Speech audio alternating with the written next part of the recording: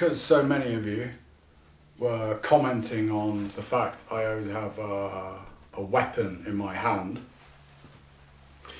and some of you even said it's irritating, I'm fidgeting too much.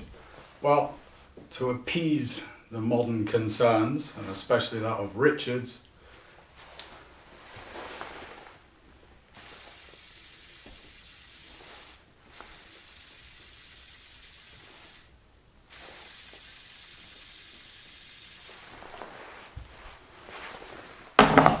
but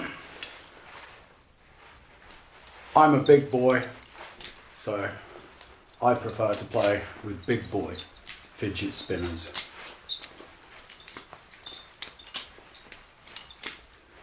A lot more therapeutic. Good morning, ladies and gentlemen. It's about 0 degrees and it keeps alternating between rain and snow. I would say it's grim up north, but I live in the far east, so there are no excuses. Today, I'd like to talk about the truths behind self-reliance, the reality of it. I've had quite a few comments in the last few days regarding my wild man response to Bjorn's video, and a few of these comments are telling me that you can't have a balance, it's one or the other. You either live completely free and wild and independent, or you live as a drone in a city. And after decades of living my style of life, I have to disagree. Today's video may dishearten some people, but the truth hurts. There are things you need to know about becoming self-reliant before you try. It's not all roses like portrayed in TV series and by various YouTubers. Now don't get me wrong, it is the lifestyle choice I made, for better or for worse, because in life every decision you make has consequences.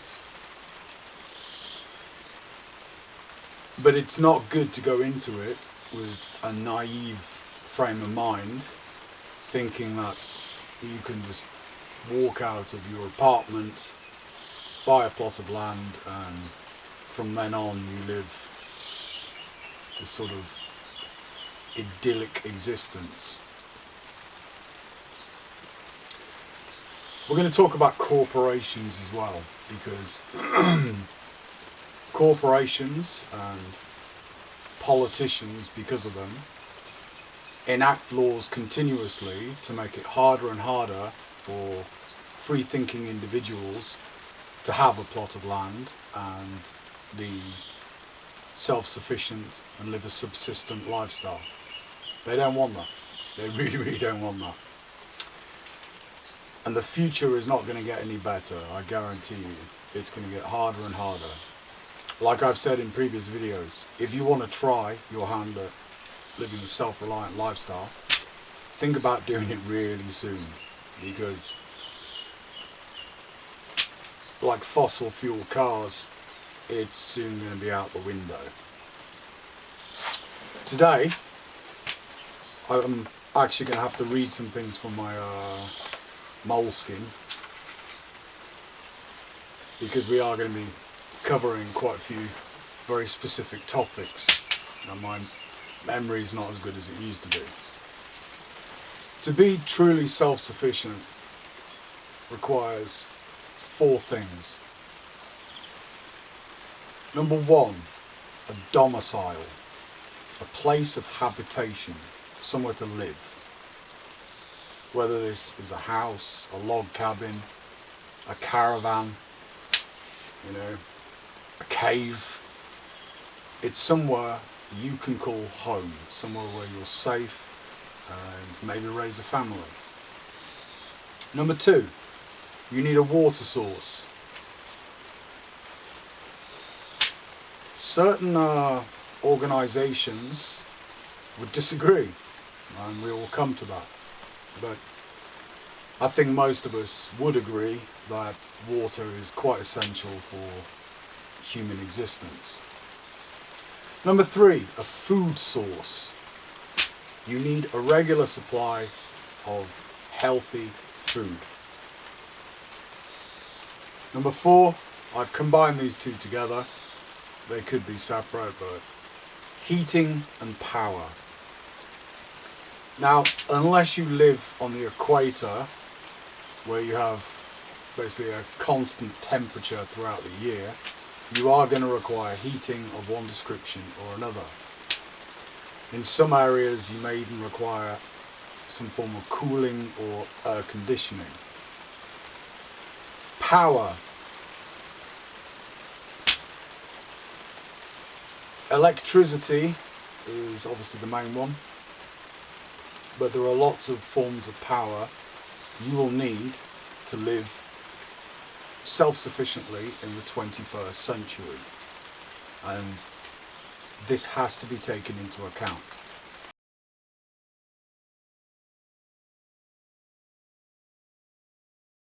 So let's look at number 1 first, your domicile. Firstly, let me shatter the illusion. I had an argument with a friend a few years ago about this. He naively believed that when you buy your property outright, that you actually own it. You don't. You can lose your property for a number of different reasons. Taxes, for example, property tax, resident tax, utilities taxes, bin or trash taxes, permits. You may need a residency permit just to live in the area. Not paying for all of these, perhaps even annually, you can lose your property.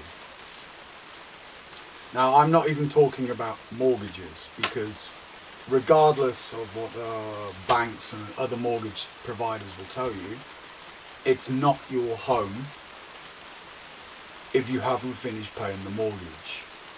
You miss a couple of payments, they can evict you and sell the house to someone else, your dream home. Even if you've been paying your mortgage for 32 out of the 33 years, you can still lose it at the last moment. Same goes for hire purchase, credit, leasing, all of these money-making systems for corporations and banks. It's far better to buy something affordable than to go for your dream, the McMansion. There are places where you can still buy, or you can still erect a small house, and it's enough to get started. Don't fall into the trap of tethering yourself to a bank. Number 2, water. A few years ago, I'll put the specific details down below, there was a change to the human rights laws, and they changed the terms to being every human has the right to clean, fresh, affordable water.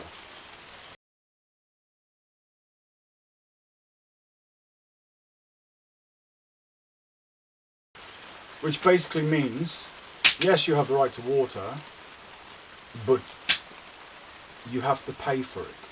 It's not free. Very subtly done.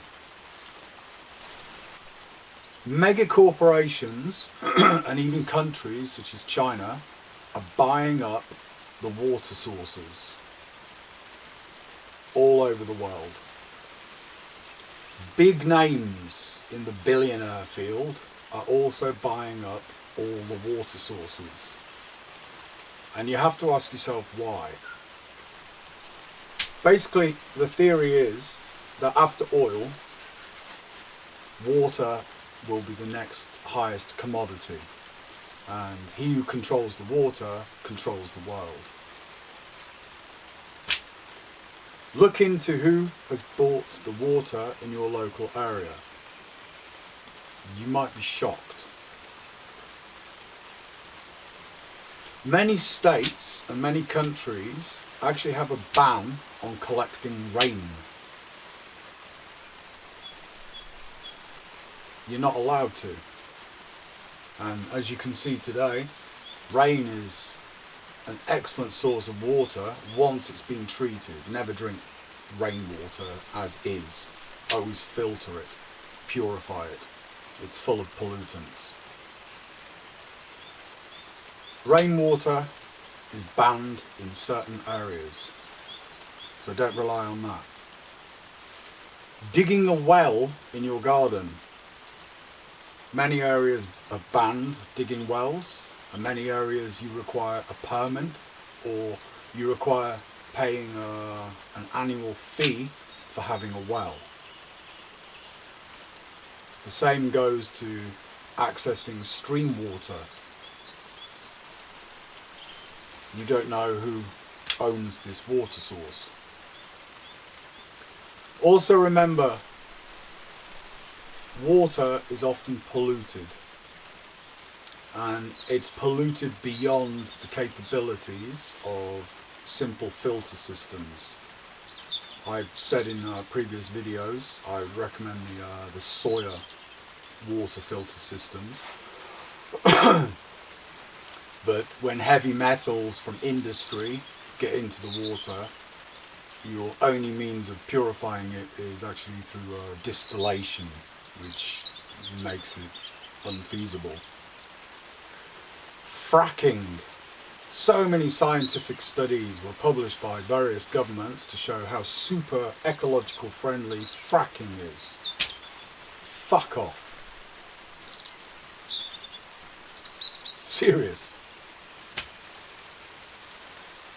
Check your local area to see what industry is using the water sources and if there is fracking. Number 3, food. When I first came here, over 2 decades ago, to this little village in the middle of nowhere, every single house had often a cow, a pig or 2 pigs, and chickens. The cows went very quickly within the first few years I was here, and they used to communally raise them. They still do in a few villages in really remote areas, but it's disappearing. Pigs. Every house had a pig, and once a year they'd have something called a zabiachka, which is basically a pig slaughter, where you can watch videos on this, hopefully they're not squeamish, where the pig is killed and then every single part of it is used as some form of food source. Friends and family gather together. It's a whole day event, and they clean the pig, they shave it, they skin it, gut it, and they start processing the various parts, jarring, sausaging, making bacon and pork scratchings. Every single part of it is used. Well, that's gone. It's very rare now to find someone who actually keeps pigs. And the reason for it is the government, from European directives, introduced certain requirements to keeping livestock. And these involve vet visits, they involve antibiotic treatments, hormonal treatments, and it basically got to the point where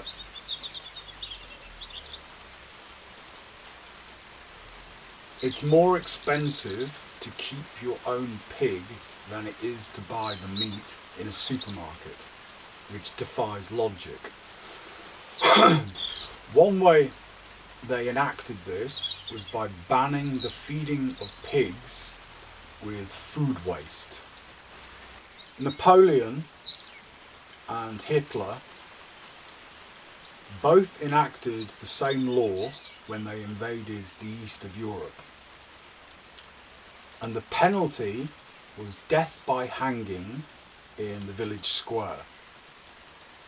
And the law they enacted was you were not allowed to have your own grain mill. Basically a big round stone with a hole in it used for grinding corn to make your own bread. In the village, every village house had to place its millstone in the middle of the village, and then soldiers would smash them. If the villagers wanted bread, they had to get the bread from one source. Because by controlling the most basic of food substances, bread, you control the population. They have to rely on the invading power. If you look at all the different laws now for growing vegetables or animals, it's eerily similar. Okay, they don't hang you, but they've made it where it's almost impossible, unless you're really, really enthusiastic, to do it yourself. You have to buy from a large corporate supermarket. Hunting. I often hear from people that they will hunt their own game. Now, in most countries, in most areas, hunting is not a human right. Hunting requires permits and licenses and specific times of the year for specific animals. Over here, hunting is a very long process and actually requires membership in a local society of hunters. It is highly regulated. Hunting is a major factor of life out here, but it is very regulated, as is fishing. If you're against modern chemicals and you're against herbicides, pesticides and insecticides, there's always the possibility that after all the hard graft of tilling and planting, sowing or harvesting your crop, you may end up with something completely useless because it's rotten, it's got a disease, or it's been eaten by insects. So even if you want to be completely green and self-reliant, when you're producing crops on a large scale, I'm not talking window boxes here, I'm talking half or even a whole acreage, without using some form of chemical protection, you run the risk of not having any food whatsoever, which sort of defeats the object. Be aware of this. Number 4, heating and power. For us, wood is our main source, but you still need to buy it, which means you need money, which means you need to work in the modern world. Unless you have permission to harvest deadfall from a forest. Now, there are ways of getting this, and it's normally because they've worked for the local forest society. And that is one way of stocking up on wood. But to get through a winter, we need about 13 cubic meters of wood. It's a lot.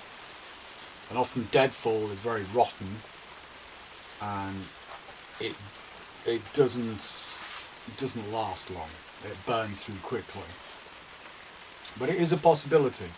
If you use good modern Scandinavian fireplaces, they can sustain wood for a long, long period. The smaller your property, the smaller the area, the easier it is to keep heated.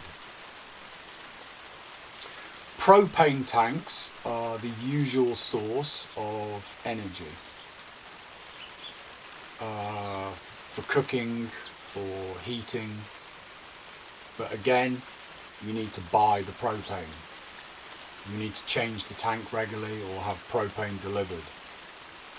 Last year we actually switched from propane because it's just so bloody dangerous. It used to make me very, very concerned, messing around with tanks, using it to power an oven. Anything can go wrong and you lose half the house. Solar, hydrothermal, passive energy, all superb ideas, but they require initial investment. You can find YouTube videos where you've got sort of redneck constructions, but I'm honestly nowhere near that skilled. I generally don't touch electricity whatsoever. If you have skills in that field, maybe you can get around it. But you also have to consider where you live or where you're going to have your property. The climate plays a massive effect on solar, for example. I love the concept of passive energy. I really, really do. If I had the money, I would build a new property based on passive energy. But it would cost an unfeasible amount of money, for me anyway. Many states and countries also have a penalty for disconnecting from the grid. They want you to pay for utilities.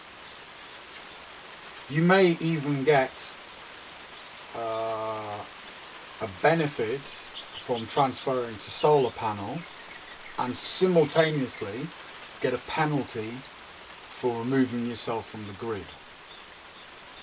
Also remember that investment in things like solar and hydrothermal, these don't really pay themselves off for at least 7 to 10 years compared to conventional electricity or gas. It takes a long, long time to reap the benefits. And in that time period, the technology has moved way beyond what you initially invested in. When I look back now, 10 years ago, at the state of ecological technologies, it's nothing compared to today. Nothing. So you basically wouldn't be getting back on your investment. It is more of a moral or ethical choice than a financially savvy one.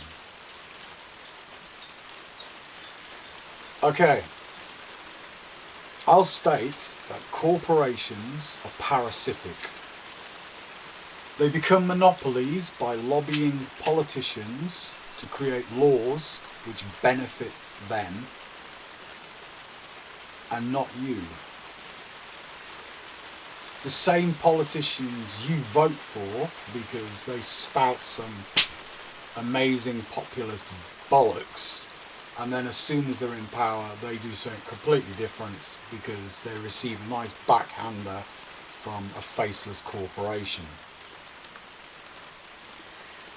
Laws are made by invisible people you will never meet and with whom you have no connection whatsoever.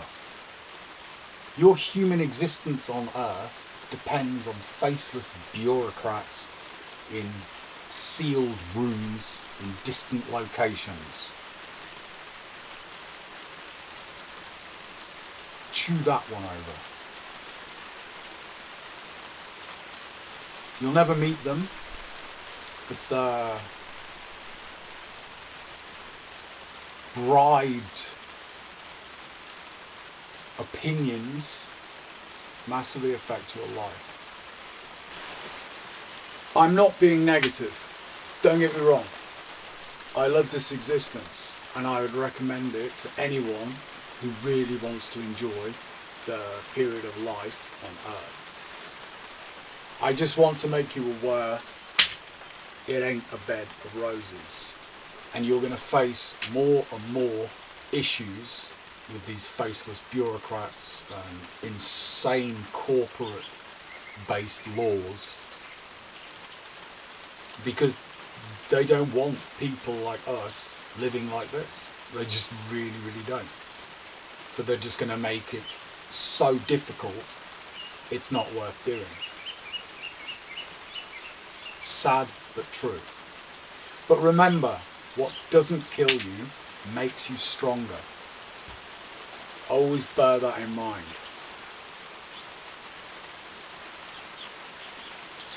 I'm hoping at some point there is a tipping point where the common populace look around them and realise everything has been stripped away apart from some corporate sponsored existence. I just hope my children and my grandchildren get to continue enjoying a free life. I really do. If you want to be self-reliant, if you want to be independent, you got to be strong. If you're going to be dumb, you got to be tough.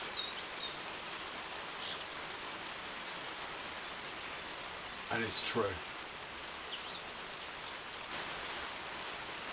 Please subscribe to my channel, like my videos, and as always, be free.